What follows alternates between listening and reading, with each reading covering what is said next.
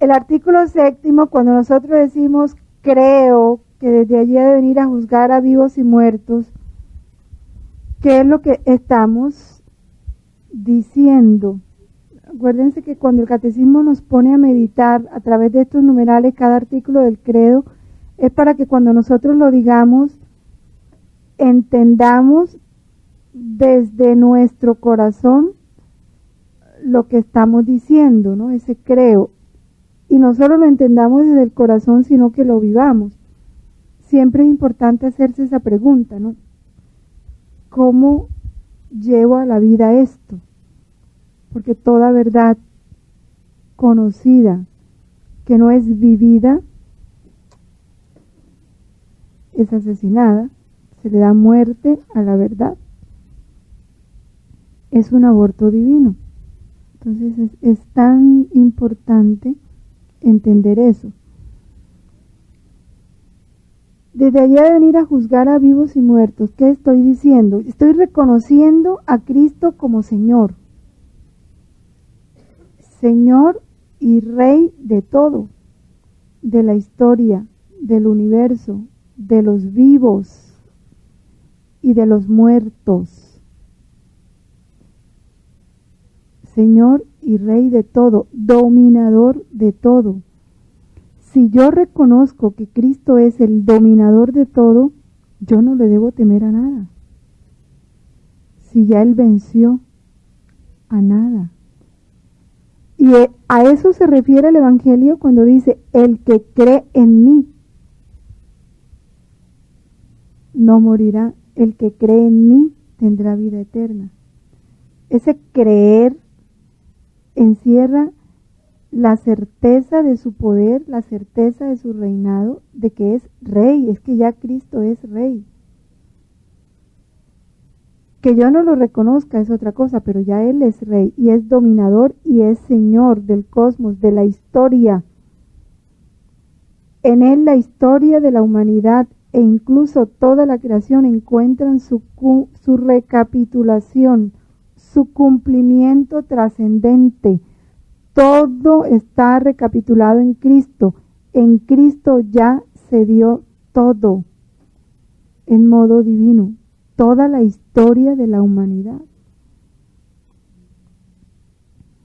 Es entender que las cosas más terribles que se hayan dado en la historia, o el Hitler, o el Nerón, o no solo cualquier persona, sino cualquier circunstancia ya fue asumida en Cristo, purificada en Cristo, redimida por Cristo. Ya Cristo purificó eso para que el Padre recibiera la gloria que ellos no le dieron. Cristo asumió todo en Él. Ya Él dominó sobre eso. Cuando el alma entiende esto, ya nada le altera. Nada. Porque en Cristo ya todo está. No es sino vivirlo en Él. Ni las guerras, ni los castigos, ni el fin del mundo, ni el juicio final, nada, nada. Ni de lo que ha pasado, ni de lo que vendrá. Posee todo poder en los cielos y en la tierra. Todo poder.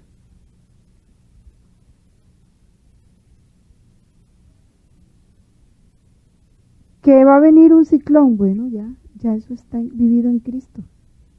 Ya lo que nosotros nos tenemos que hacer es unirnos a Cristo para vivirlo como Él lo vivió. Porque ya Él lo vivió en modo divino, por todos. Para nosotros participar de eso que ya Él ganó, nos toca unirnos a Él. Por eso es que tenemos que vivir unidos a nuestra cabeza. Inseparables de Jesús. Vuelve a repetir el numeral 669, el misterio del cuerpo místico de Cristo. Que es un misterio de amor, porque Él cumple su misión y se va, pero se queda. Y se queda solo en favor nuestro, para prolongar en nosotros su vida.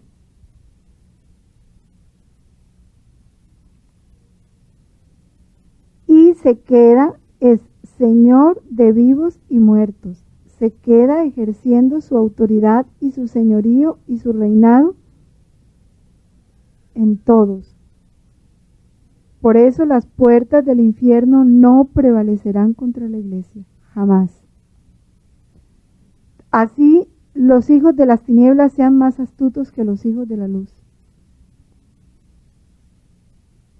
Cristo está por encima de todo. Y eso es lo que ha de alimentar nuestra esperanza y eso es lo que ha de fortalecer nuestra paz y la seguridad, ¿no? Elevado al cielo y glorificado, habiendo cumplido su misión, permanece en la tierra en su iglesia. La iglesia es Cristo. Por eso el que critica a la iglesia es un ignorante. Porque no sabe, está criticando a los hombres de la iglesia. La iglesia es Cristo. Si la iglesia es Cristo, ¿cómo critico yo a la iglesia? Habrá en el cuerpo místico de Cristo algunos miembros que funcionan mal. Pero si la cabeza, que tiene todo poder y toda autoridad, ha permitido que ese miembro descompuesto, podrido, gangrenado, esté ahí y no lo ha quitado, no lo ha cortado, no lo ha echado al fuego, debe tener un propósito, ¿o no?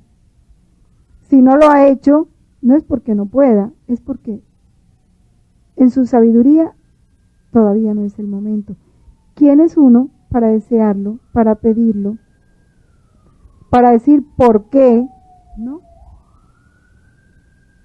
Pero es el desconocimiento de esta verdad el que lleva a los hombres de pronto a expresar cosas que, bueno, no son blasfemia porque tal vez en ellos no hay la intención de hacerlo, pero que sí suenan muy fuertes en razón del desconocimiento de la verdad. Esta redención, que es la fuente de la autoridad de Cristo, esa autoridad Cristo la ejerce en virtud del Espíritu Santo. El Espíritu Santo siempre es como el vehículo, ¿no? Como el medio, dijéramos el ejecutivo de la Santísima Trinidad. La Iglesia o el reino de Cristo presente ya en misterio. No, todavía no desvelado, sino en misterio. ¿Y por qué en misterio? Solo la fe nos hace romper los velos de ese misterio.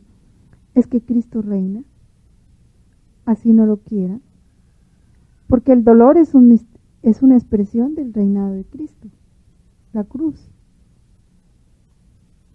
Él venció a través de la cruz. Y vence en cada criatura a través de la cruz. Él va estableciendo su reinado en el alma, reinado de gracia, que es el primer reinado que Jesús establece, el de la gracia, a través de la cruz. ¿Cómo saca a sus hijos del pecado? A través de la cruz. ¿Cómo los lleva a la conversión? A través de la cruz.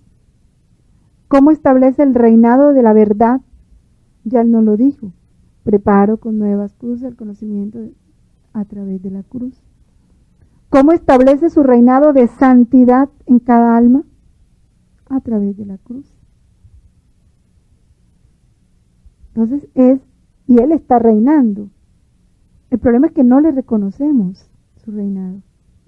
Y es cuando el alma empieza a batallar contra su rey, contra las órdenes de su rey, contra las determinaciones de su rey. Porque no está reconociendo el reinado, porque se presenta de una manera misteriosa, velada, pero el reinado. Y eso es lo que nosotros tenemos que reconocer, ya ese reino está presente en misterio en la iglesia. ¿Qué es la iglesia? La reunión de todos los bautizados cuya cabeza es Cristo. Esa es la iglesia. Y todos nosotros somos parte de esa iglesia, somos iglesia, en cuanto que somos miembros de su cuerpo. La iglesia constituye el germen y el comienzo de este reino en la tierra. Desde que nos bautizaron, ya se nos puso el signo del reino. Ya venimos con la contraseña de los elegidos para el reino. Por eso digo, nunca alcanzaremos a comprender lo grande que es el bautismo. Cuando lo comprendamos, nos decidiremos a vivirlo en plenitud.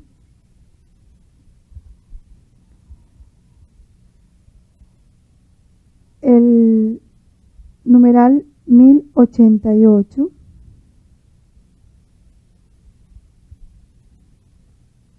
dice así, que también amplía este número: para llevar a cabo una obra tan grande, que es la obra de Cristo en la liturgia, o sea, la alabanza permanente al Padre,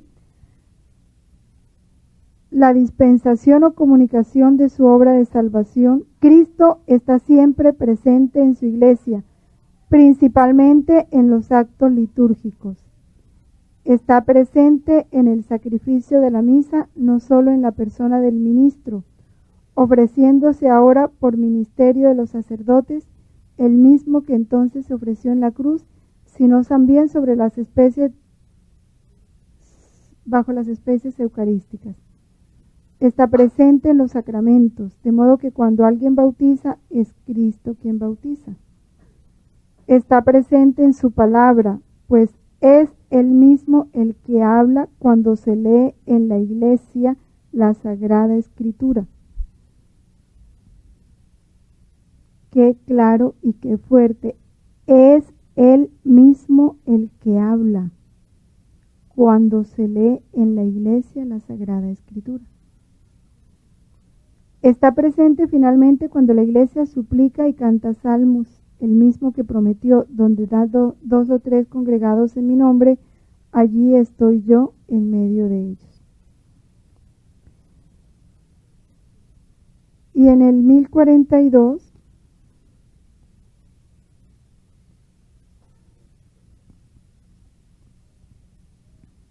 vamos a leerlo así en forma rápida.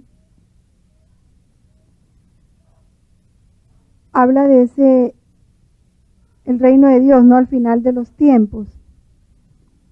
Al fin de los tiempos, el reino de Dios llegará a su plenitud. ¿Cuál es la plenitud del reino de Dios? ¿Cuál es la plenitud del reino de Dios?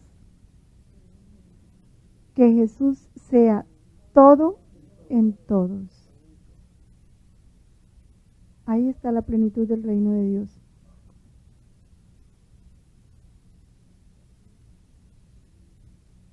Después del juicio final, los justos reinarán para siempre con Cristo, glorificados en cuerpo y alma, y el mismo universo será renovado. La iglesia solo llegará a su perfección en la gloria del cielo. Pero ya sabemos que ese cielo estamos llamados a empezarlo a vivir aquí en la tierra. Cuando llegue el tiempo de la restauración universal, cuando con la humanidad también el universo entero, que está íntimamente unido al hombre y que alcanza su meta a través del hombre, quede perfectamente renovado en Cristo.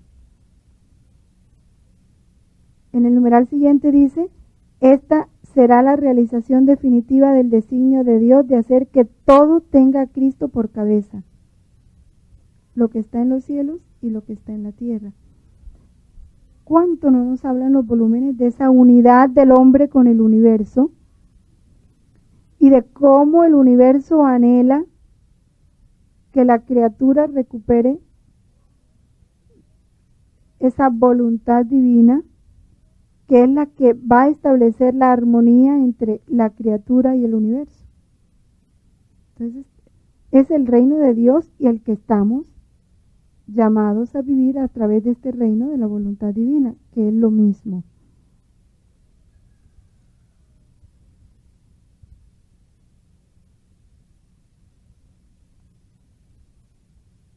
Por eso el numeral 670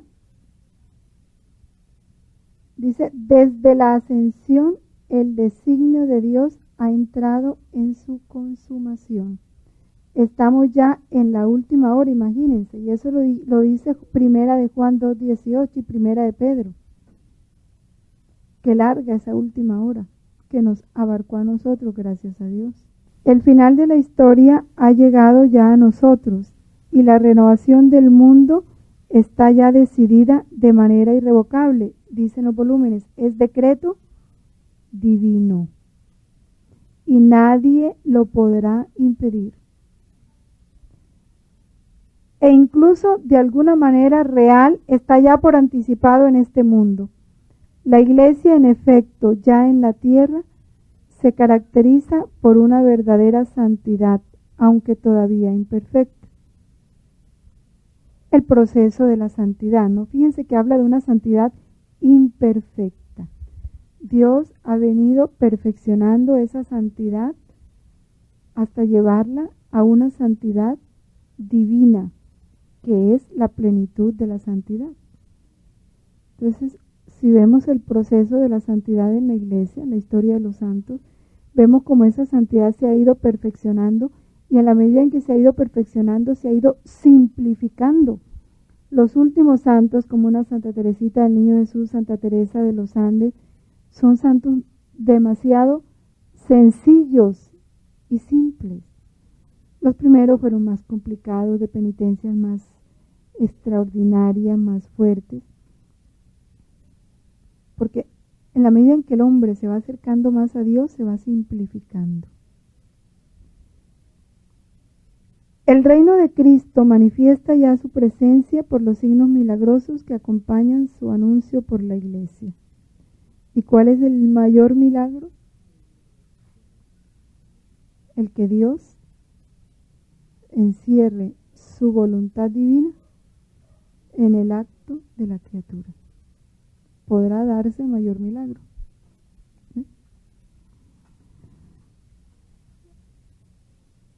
Vamos al volumen 2,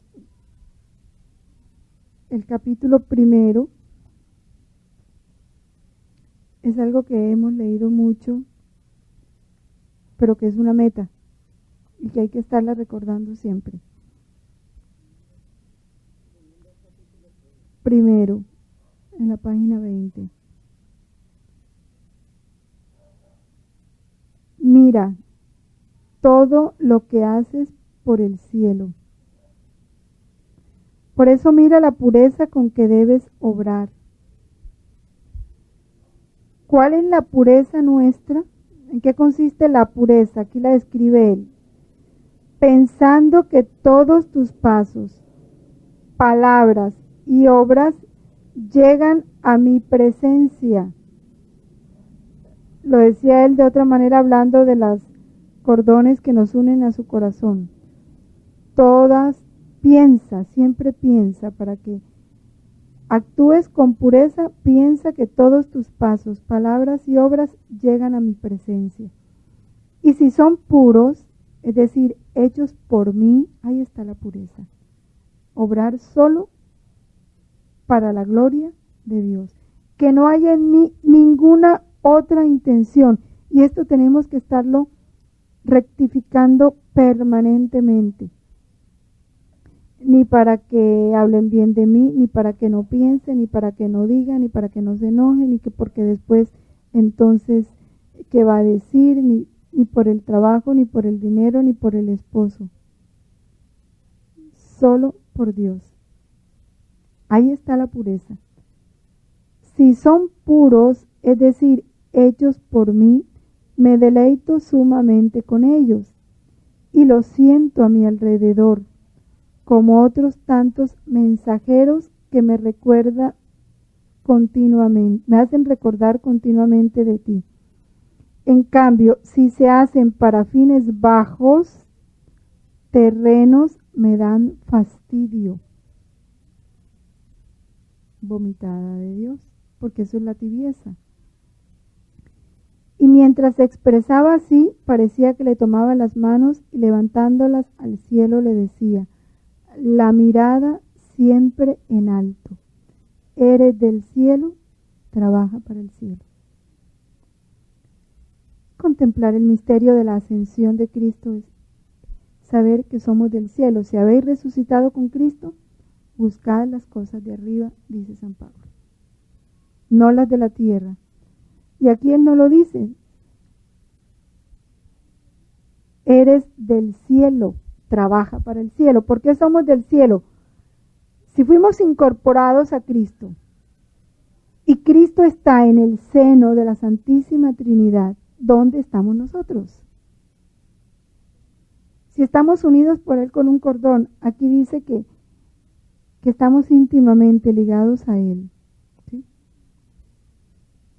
¿Dónde estamos? Si mis actos repercuten en el cielo, estoy en el cielo. Soy del cielo. Somos ciudadanos celestiales, dice San Pablo, pero no lo hemos querido creer. Y el hombre sigue pegado a la tierra y trabajando por las cosas de la tierra y luchando por las cosas de la tierra y deseando las cosas de la tierra y sufriendo por las cosas de la tierra.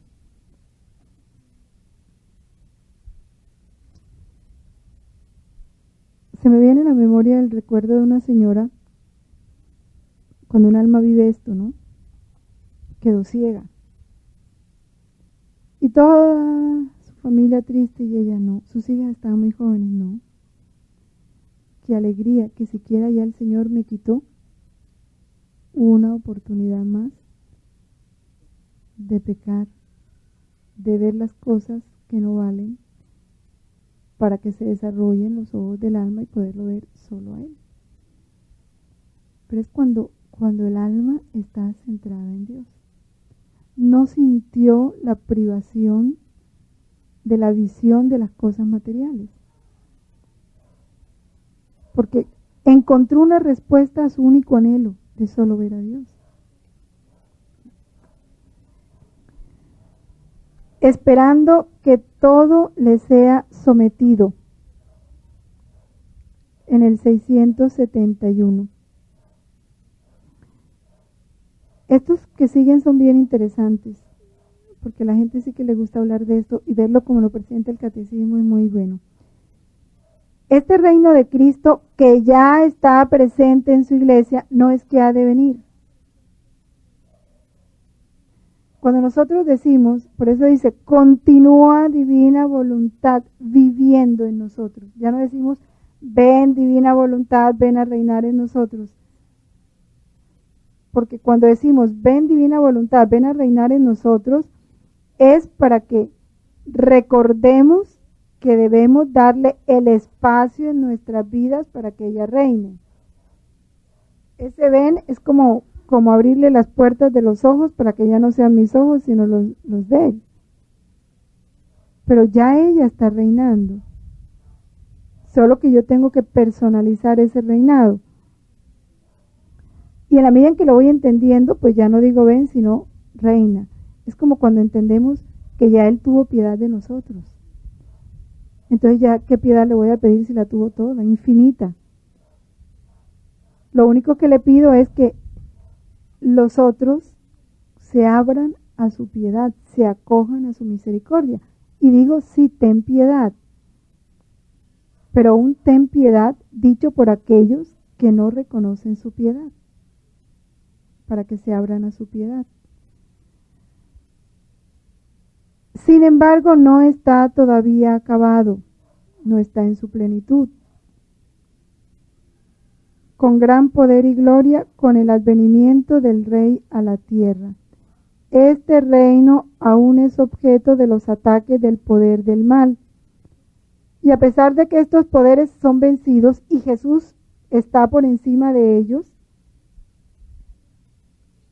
hasta que no se ha vencido en cada uno de nosotros, hasta que todo le haya sido sometido, no tendremos nuevos cielos y nueva tierra en los que habite la justicia. ¿Cuál es la justicia? La gloria de Dios. Darle a Dios la gloria que merece. ¿Cuál es la gloria que Dios merece? Una gloria divina, dada por su misma voluntad. Es la única gloria que Dios merece. Esa es la verdadera justicia. Por eso cuando yo anhelo la plenitud de su voluntad debe ser por Él, no por mí, para poderle dar a Dios la verdadera gloria, para yo poder ser verdaderamente justo con Dios. Mientras eso se llega, la Iglesia, a través de los sacramentos que pertenecen a este tiempo,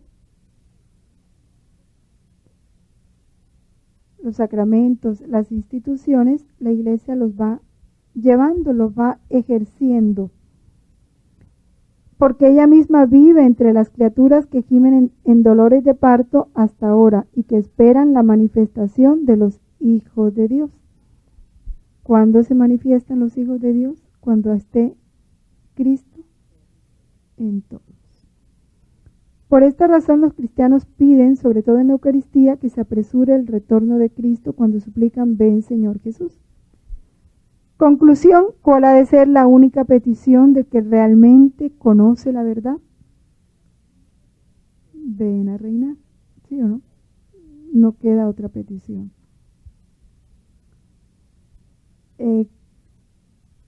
Esta manifestación de este glorioso reino,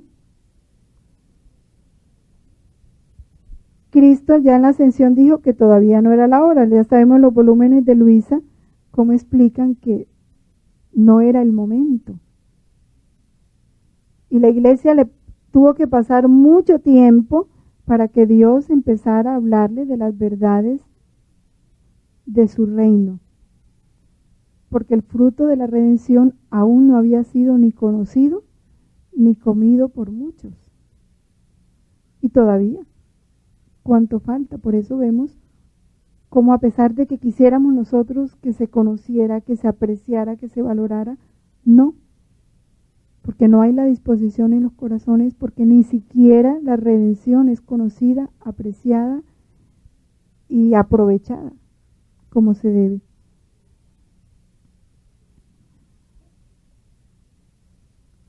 Este reino, según los profetas, desde Isaías 11:1-9, debía traer a todos los hombres el orden definitivo de la justicia, orden definitivo,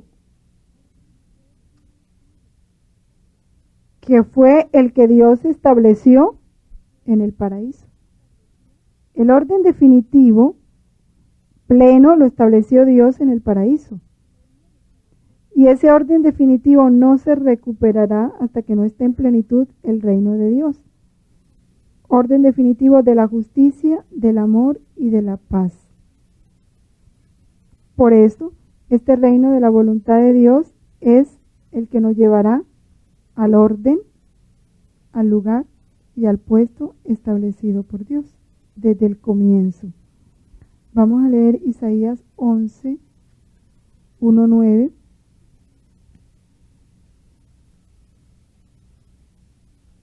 Brotará un retoño del tronco de Jesé, retoñará de sus raíces, sobre el que reposará espíritu de sabiduría, de inteligencia, de consejo.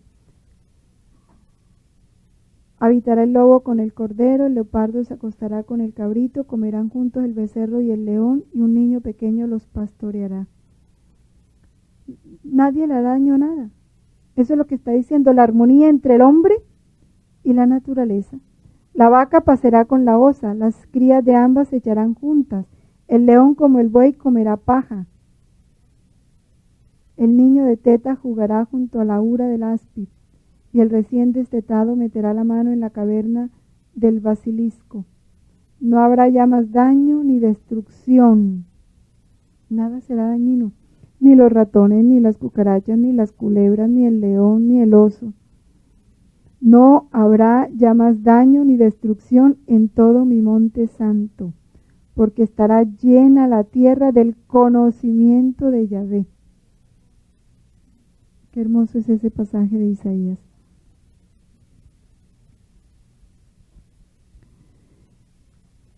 El tiempo presente es el tiempo del espíritu y del testimonio, pero es también un tiempo marcado por la tristeza, la prueba del mal, que también afecta a la Iglesia. Inaugura los combates de los últimos días. Es un tiempo de espera y de vigilia.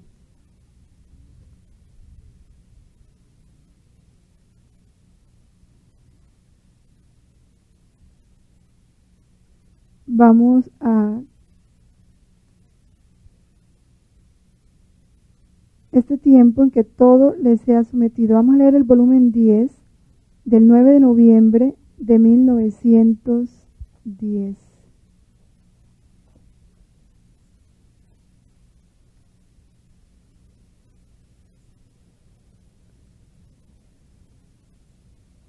Hablando de cómo en la iglesia todavía, ¿cierto?, se ha infiltrado esa prueba del mal. El obrar humano ha vaciado la gracia a los hijos de la iglesia. Obrar humano, ya entendemos por qué el Padre nos corrige tanto. Es que yo soy humano. Pero es que si somos humanos. Pero es que eso es muy humano. El obrar humano ha vaciado la gracia a los hijos de la iglesia. Hija mía, las obras más santas. A ver, ¿cuál será una obra bien santa? Comulgar, orar, hacer obras de caridad, hechas con fines humanos, el mayor sacrificio, un acto heroico, hecho con fin humano, se asemejan a aquellos recipientes resquebrajados que pierden poco a poco el licor que se quería conservar en ellos, y si en una necesidad se lo va a tomar, se encuentran vacíos. No queda nada, ¿no? O sea, son cisternas rotas. No conservan nada. He aquí por qué los hijos de mi iglesia se han reducido a tal estado, porque en su obrar hay un fin humano. ¿Cuál es el único fin por el que debemos obrar? La gloria de Dios. Que Dios sea feliz, no más. Porque en su obrar hay un fin humano, por lo cual en las necesidades, en los peligros, en las afrentas, se han encontrado vacíos de gracia y por tanto debilitados, enervados y casi enceguecidos por el espíritu humano, y se entregan a los excesos. Oh, cuánto habrían debido vigilar los jefes de la iglesia para no hacerme ser el juguete y casi la pantalla de las nefandas acciones de aquellos. Fíjense lo que sigue. Es verdad que habría mucho escándalo si se los castigara, pero sería menor ofensa para mí en comparación de los tantos sacrilegios que cometen. Me resulta muy duro el tolerarlos. Ora, hija mía, porque muchas cosas tristes están por salir de los hijos de la iglesia, por el fin humano. La estima de la gente, porque la gente no se enoje, para que la gente no deje de ir a misa. En el caso nuestro, pero es que entonces si le digo, se va a enojar y ya no va a volver. Es que ¿qué va a pensar? Es que después ya no me va a volver a hablar. Dice Jesús que es preferible que haya escándalo, ¿no? O sea, que se enojen y griten y digan y que me critique ante todo el mundo, a que ofendan a Jesús, a que sigan ofendiendo a Jesús. Si nos da ese consejo, bueno.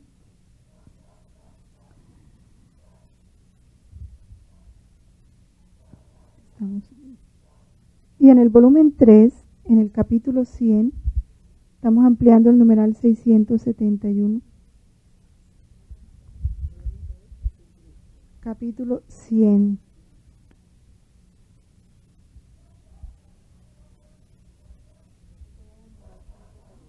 Sí.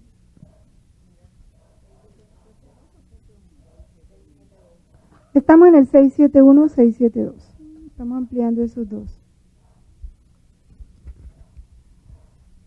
En el campo sembrado por Jesús han crecido tanto las malas hierbas y las espinas que sofocan las pocas espigas que han quedado e impide que germinen otras. Por eso es necesaria la purificación. Es necesario absolutamente para la purificación en todas las regiones, porque en el campo sembrado por mí han crecido tanto las malas hierbas, las espinas, que se han hecho árboles. Y estos árboles espinosos no hacen sino atraer a mi campo aguas venenosas y pestíferas. Y si alguna espiga se mantiene intacta, no recibe más que pinchazos y mal olor, tanto que no pueden germinar otras espigas. Primero, porque les falta el terreno ocupado por tantas plantas dañinas. Segundo, por los continuos pinchazos que reciben y que no les dan paz. He ahí la necesidad de las destrucciones, para arrancar tantas plantas malignas, y del derramamiento de sangre, para purificar mi campo de las aguas venenosas y pestilentes. Por eso no te entristezcas al comienzo, porque no solo ahí donde he enviado ya los flagelos, sino en todas las demás partes se requiere la purificación. Y de este mismo volumen 10, el 3 de febrero, volumen 16, 3 de febrero de 1912. Perdón, 10. Este volumen 3, no el que acabé de leer. Este volumen 10, 3 de febrero de 1912, me estaba confundiendo, perdón.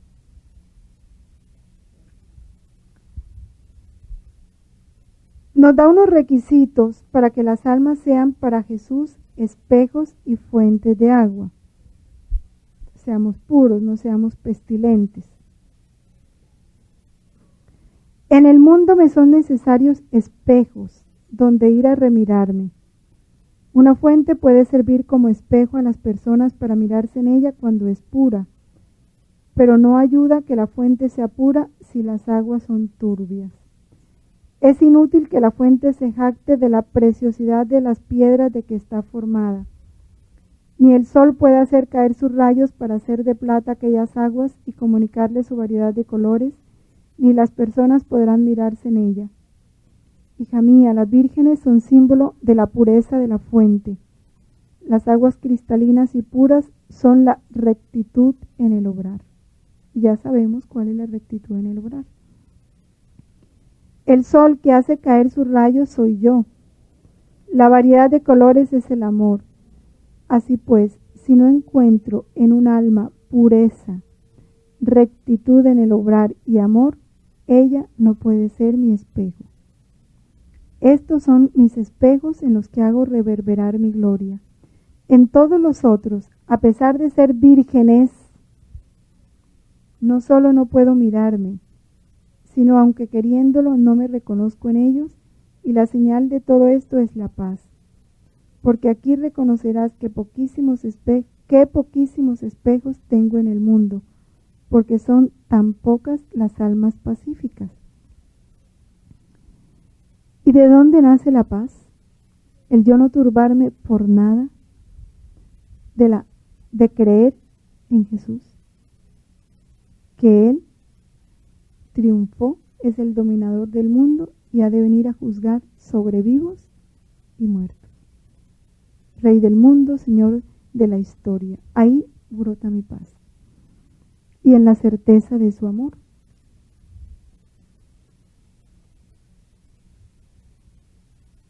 Esto sí lo van a leer en su casa, y si hay tiempo leemos algunos ahorita, pero se los doy como complemento de esta parte de la espera a que todo sea sometido, y cómo Dios va purificándonos para que llegue esa plenitud del reino. En el volumen 16, en los capítulos del 49 al 52, Jesús habla mucho de esa purificación. Dice que la vida es una consumación continua por alguna cosa. Ahí empieza Dios a purificarnos, ¿no?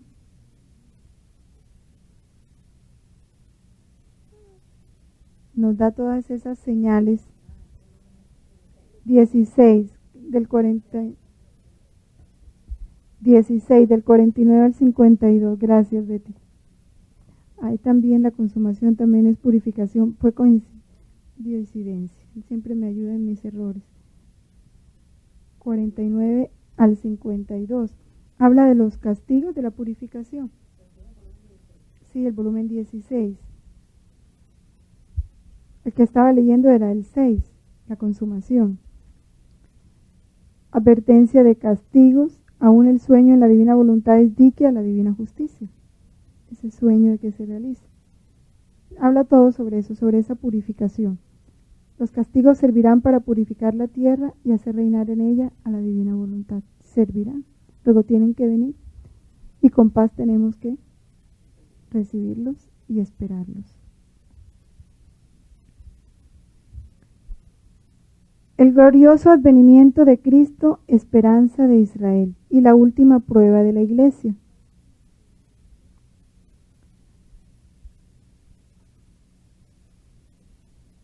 Dice que desde la ascensión ese advenimiento de Cristo en la gloria es inminente, lo están esperando. Los apóstoles empezaron a esperar esa venida de Cristo, aun cuando a nosotros no nos toca conocer el tiempo y el momento que ha fijado el Padre con su autoridad. Suficiente estas palabras para no ponerle atención a ninguna comunicación tonta de fechas, de horas, de nada. No nos toca conocer el tiempo y el momento. Que ni siquiera nos debemos inquietar por averiguarlo, por estar pendiente de eso. Y yo digo, basta que alguien empiece a hablar de esto para saber que está fuera de la verdad. No hay más. Es que ni nos inquietemos. Si estamos amando, pues que nos encuentre amando. Y ahí estamos bien. Este advenimiento escatológico se puede cumplir en cualquier momento, aunque tal acontecimiento y la prueba final que le ha de preceder estén retenidos en las manos de Dios. Y esta venida del Mesías glorioso en un momento determinado de la historia se vincula al reconocimiento de Mesías por todo Israel. Es un signo. Todo Israel reconocerá a Jesús como Mesías, o sea, el pueblo judío, del que una parte está endurecida en la incredulidad respecto a Jesús. San Pedro se lo dice a los judíos de Jerusalén después de Pentecostés: arrepentíos y convertíos para que vuestros pecados sean borrados, a fin de que del Señor venga el tiempo y la consolación, y envíe al Cristo que os había sido destinado, a Jesús, a quien debe retener el cielo hasta el tiempo de la restauración universal de que Dios habló por boca de sus profetas. ¿Cómo sería el afán de ellos, no? Sobre todo de Pedro, de que ya volviera Cristo, que le dice a los judíos: bueno, apúrense, conviértanse, porque de ustedes depende que venga, ¿no? Para saber todo lo que faltaba. Y falta, no sabemos, puede que falte, puede que no falte. Y San Pablo hace eco a este anhelo de Pedro, diciendo: si su reprobación ha sido la reconciliación del mundo, ¿qué será su readmisión sino una resurrección de entre los muertos? La entrada de la plenitud de los judíos en la salvación mesiánica, a continuación de la plenitud de los gentiles, hará al pueblo de Dios llegar a la plenitud de Cristo, en la cual Dios será todo en nosotros. Ese es un signo. Puede que no de ellos, puede que nosotros, puede que ellos dependan de nosotros. Jesús lo dijo: los actos hechos en la divina voluntad, de los actos hechos en la divina voluntad depende la plenitud del establecimiento del reino. Luego depende de nosotros.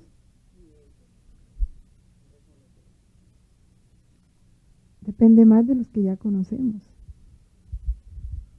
Ellos son una señal, pero nosotros tenemos la responsabilidad. También ellos, a medida en que van dijéramos, disponiéndose, ¿no? Bueno, todo eso es un círculo. La última prueba de la iglesia. Todo esto está fundamentado en las Sagradas Escrituras. Antes del advenimiento de Cristo, la iglesia deberá pasar por una prueba final que sacudirá la fe de numerosos creyentes. Por eso Jesús nos insiste tanto que estemos firmes en la fe. Y quien está firme en la fe, está firme en el sufrimiento. ¿No lo han leído en las alabanzas? Ah, bueno. Hoy día de la exaltación en la Santa Cruz. Si no hay firmeza en el sufrimiento, no hay firmeza en la fe. Y entonces, en estos momentos de prueba final, tambaleará esa fe. Por eso cuando el Padre puso como tema del retiro la cruz, para mí es un anuncio grandísimo de Jesús, una preparación que nos está haciendo para vivir la verdad. La cruz es cátedra de sabiduría. En Lucas 18:8, ya por falta de tiempo, no, pero ustedes sí lo van a meditar en su casa, Mateo 24:12, nos confirma esta prueba final que va a sacudir la fe de numerosos creyentes, por la que tiene que pasar la iglesia. Aquí está en el catecismo. La persecución que acompaña a su peregrinación sobre la tierra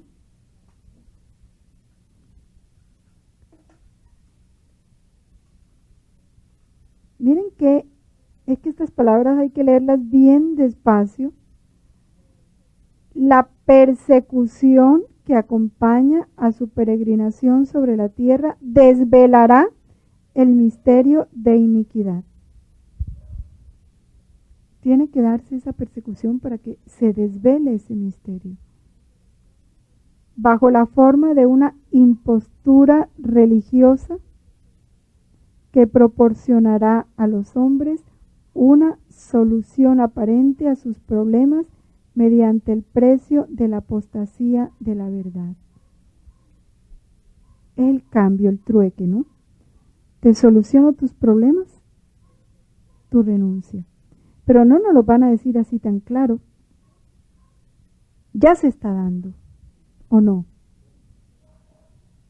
Todos esos magos y maestros hindúes que están prometiendo tantas cosas, ¿cuántos no han renunciado a la verdad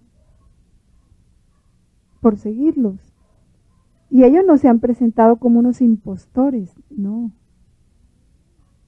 La nueva era nos está presentando como una impostora, renuncia a la verdad. Y yo, no. ¿De qué manera tan sutil llevan al hombre a hacer el negocio?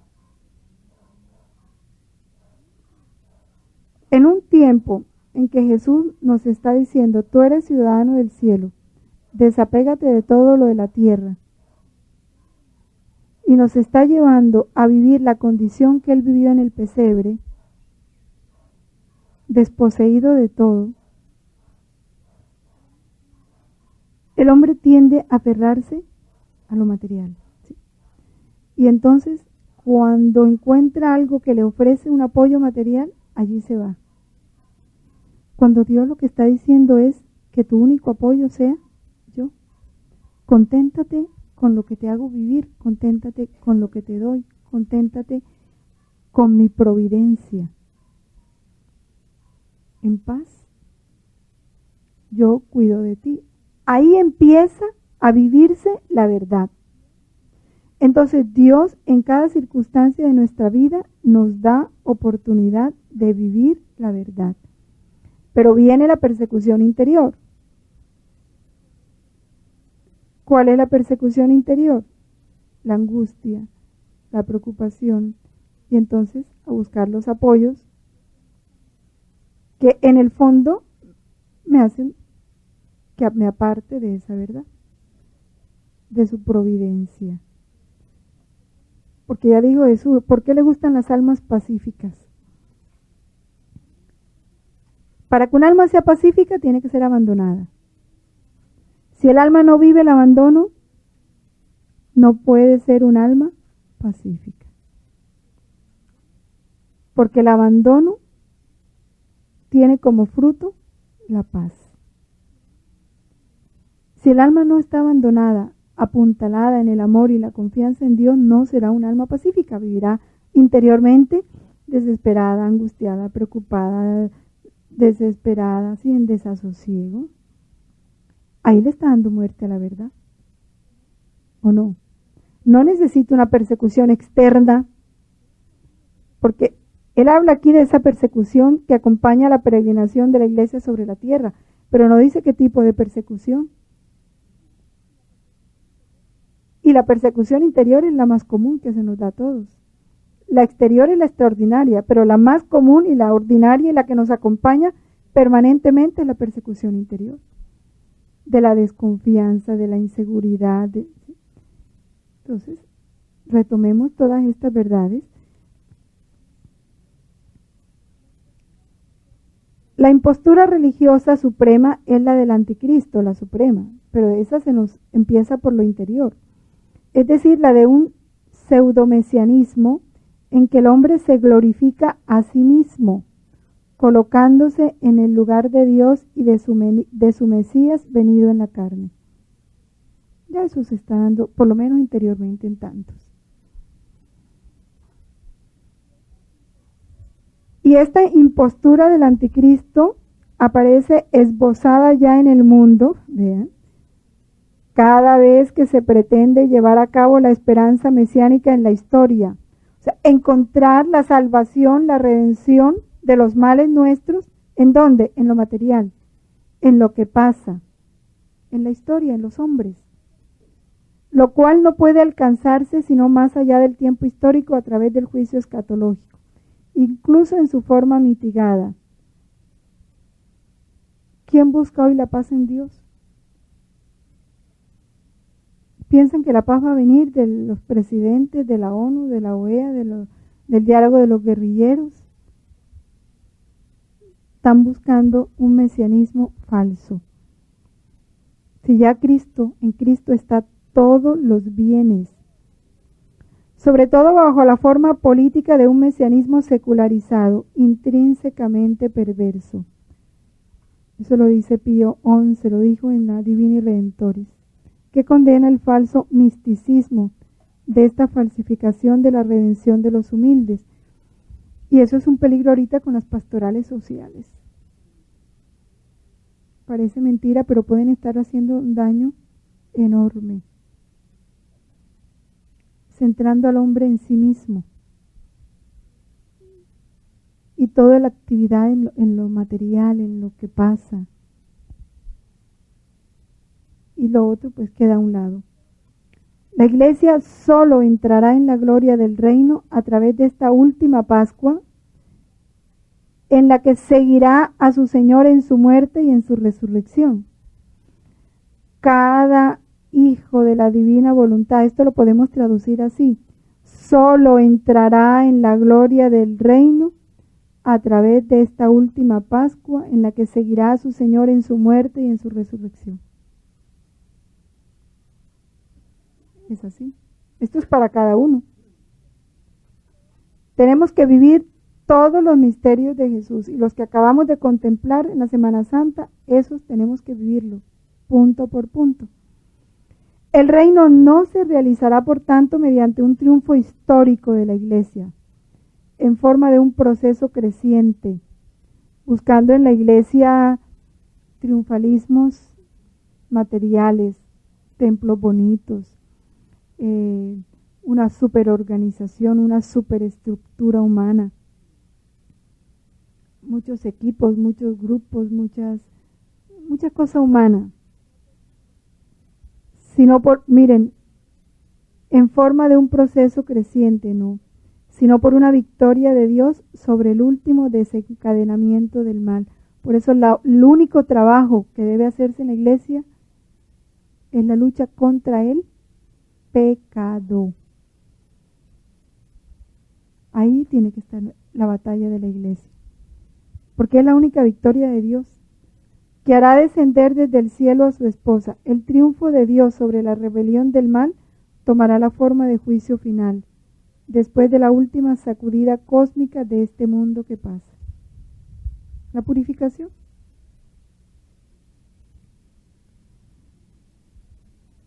Y Jesús está sentado allí para juzgar a vivos y muertos. ¿Qué significa esto?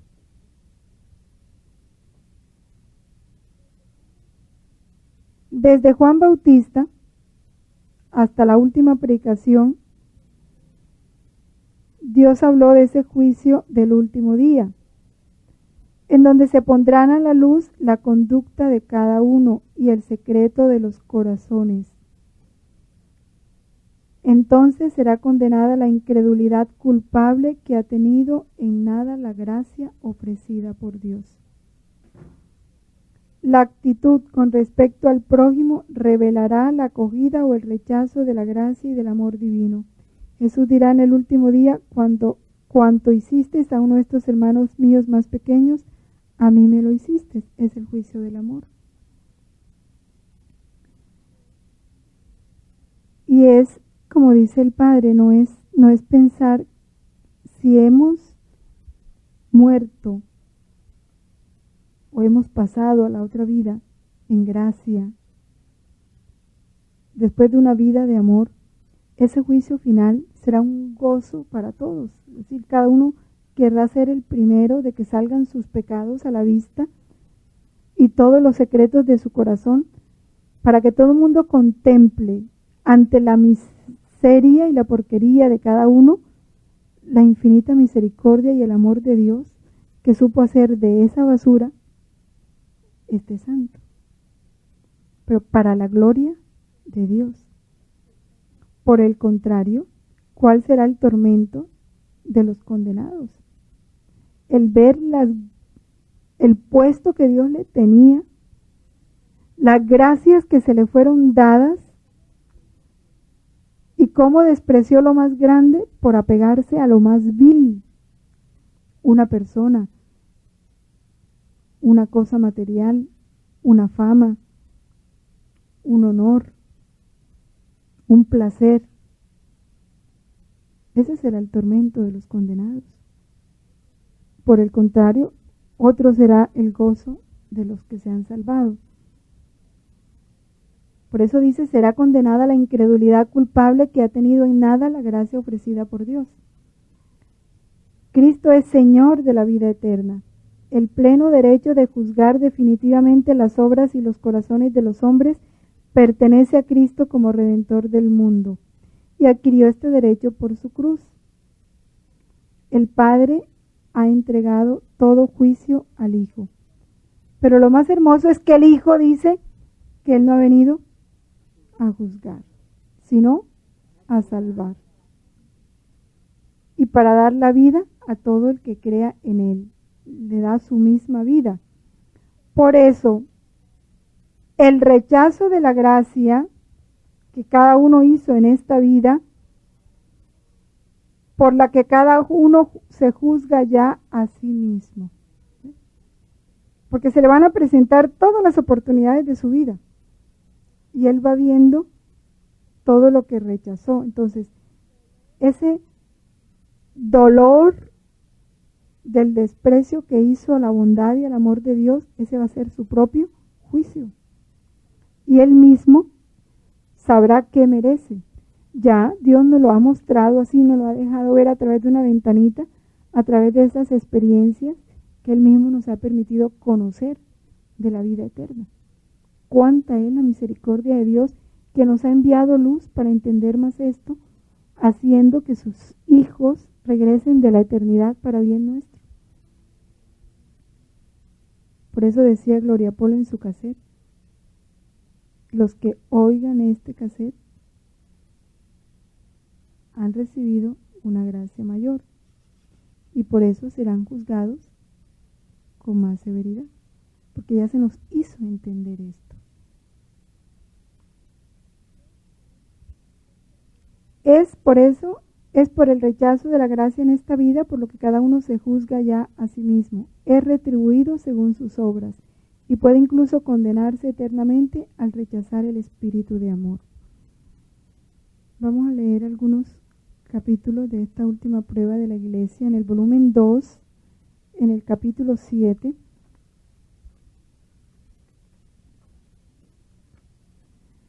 El mundo está en el caos porque se ha perdido la subordinación a toda autoridad, en primer lugar a la de Dios. La causa por la cual el mundo se ha reducido a este triste estado es el haber perdido la subordinación a las autoridades. Hoy nadie obedece. Nadie obedece a ninguna autoridad. Un ejemplo es el desorden en el tráfico. Nadie obedece porque nadie quiere someterse. Y como la primera autoridad es Dios, al cual los hombres se han revelado, como consecuencia ha llegado a perder toda sujeción y dependencia de la iglesia, de las leyes y de todos los demás que se llaman jefes. Ay, hija mía, ¿qué será de tantos miembros infectados por este mal ejemplo, dado por aquellos mismos que se dicen jefes, es decir, por los superiores, los padres y tantos otros? Es la responsabilidad con los niños. ¿Se pueden imaginar la juventud que está creciendo? ¿Qué está aprendiendo? Rebeldía. Estos miembros serán como muchas víboras que se envenenan mutuamente. Por esto mira cuán necesarios son los castigos en estos tiempos y que la muerte casi destruya a esta raza de gente, para que los pocos que queden aprendan a expensas de los otros a ser humildes y obedientes. De manera que déjame obrar, no quieras impedirme que castigue a las gentes. ¿Cómo no insistir en la obediencia? En el volumen 3, el capítulo 1, dice que la iglesia se encuentra en un estado tristísimo de degradación.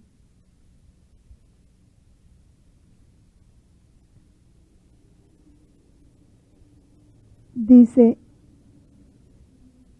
estaba en el interior de una iglesia donde estaba un sacerdote que celebraba el sacrificio.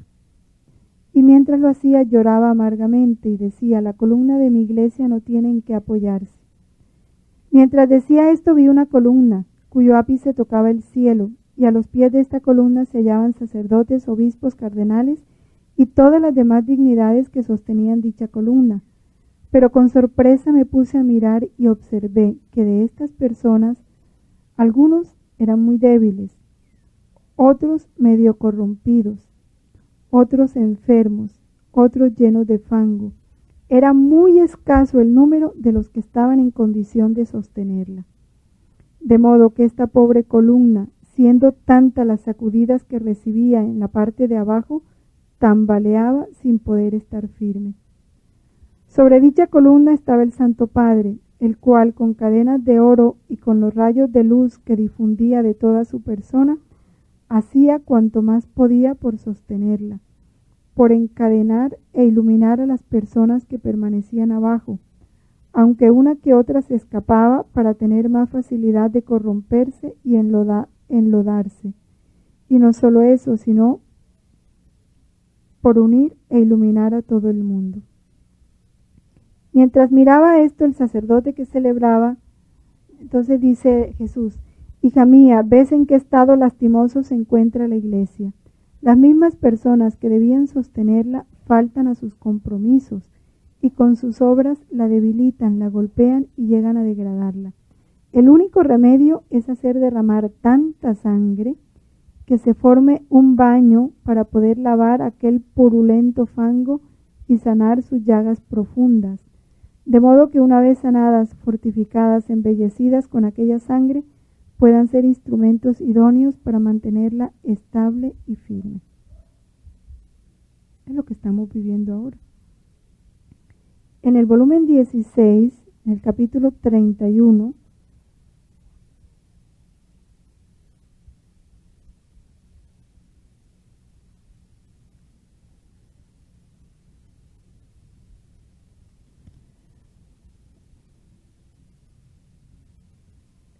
dice, hija mía, las cruces, los dolores, las penas son como la prensa para el alma.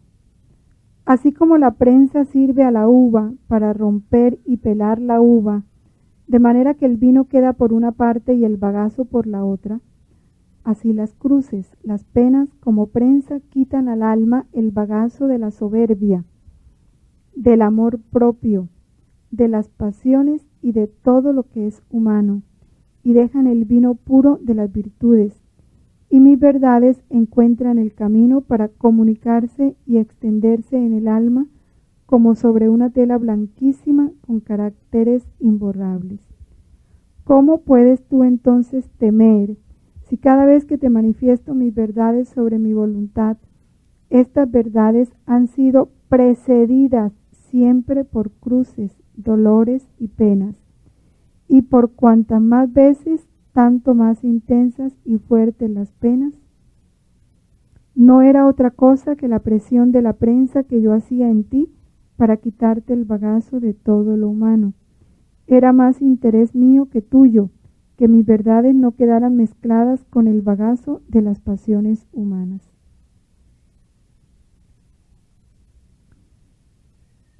La exaltación de la cruz. En el volumen 16, ya vamos a terminar, capítulo 38.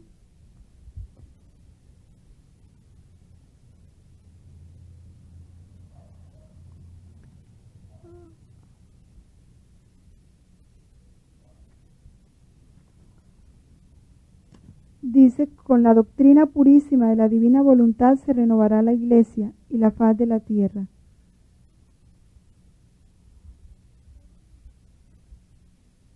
Todo es necesario para hacer conocer cómo se vive en mi querer.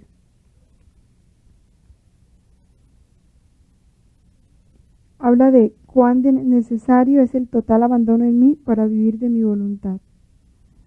La doctrina sobre mi voluntad es la más pura, la más bella, no sujeta a sombra de materia o de interés, tanto en el orden sobrenatural como en el natural. Por eso será a manera de sol, la más penetrante, la más fecunda y la más bienvenida y acogida.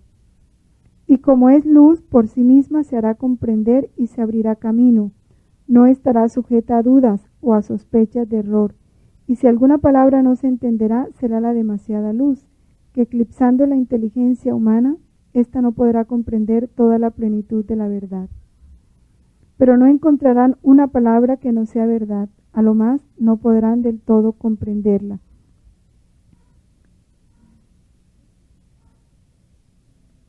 Estos escritos, en mi omnividencia veo que estos escritos serán para mi iglesia como un nuevo sol que surgirá en medio de ella, y los hombres, atraídos por su luz deslumbrante, se aplicarán para transformarse en esta luz y salir espiritualizados y divinizados, por lo cual, renovándose mi iglesia, transformarán la faz de la tierra.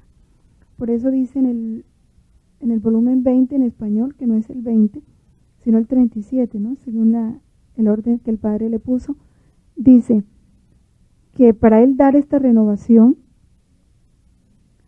dice, los que quieran recibirlo por vía de conocimiento, la recibirán por vía de amor. Los que no la quieran recibir por esta vía de conocimiento o vía de amor, la recibirán por vía de dolor, o sea, con sangre. Es decreto divino. Entonces, de ahí lo importante de hacerla conocer, y los dispuestos, pues, encontrarán allí una fuente. En el volumen 3, los capítulos 111 y 112,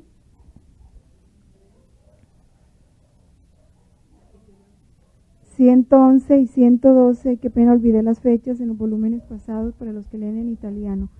Capítulo 111, el 31 de agosto de 1900 y 112, 1 de septiembre de 1900.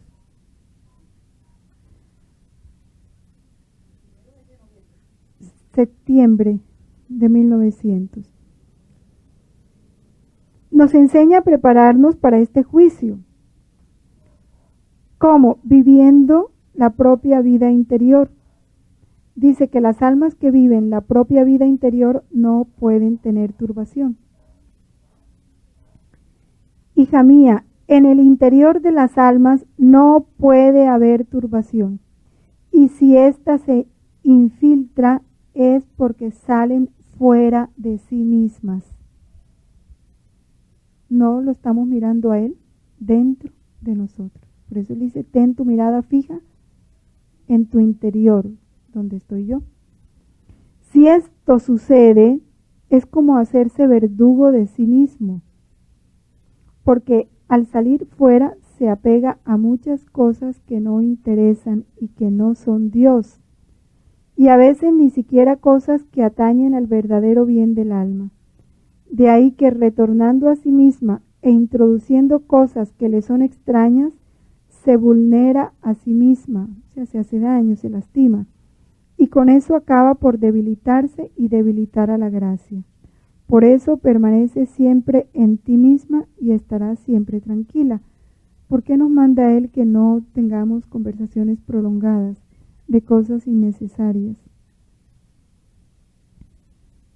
Precisamente para que no perdamos esta vida interior. La oración, la meditación interior y la obediencia.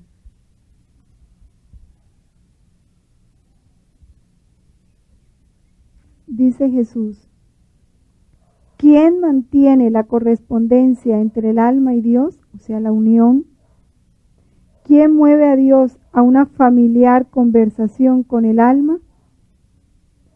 Cuando Jesús le pregunta, ¿quién mantiene la correspondencia entre el alma y Dios? ¿Qué le contesta Luisa? La oración. Es lo único que mantiene la correspondencia entre el alma y Dios. Ese continuo diálogo con Dios, que es la oración. Jesús le aprueba. Y luego le hace otra pregunta. ¿Quién mueve a Dios a una familiar conversación con el alma?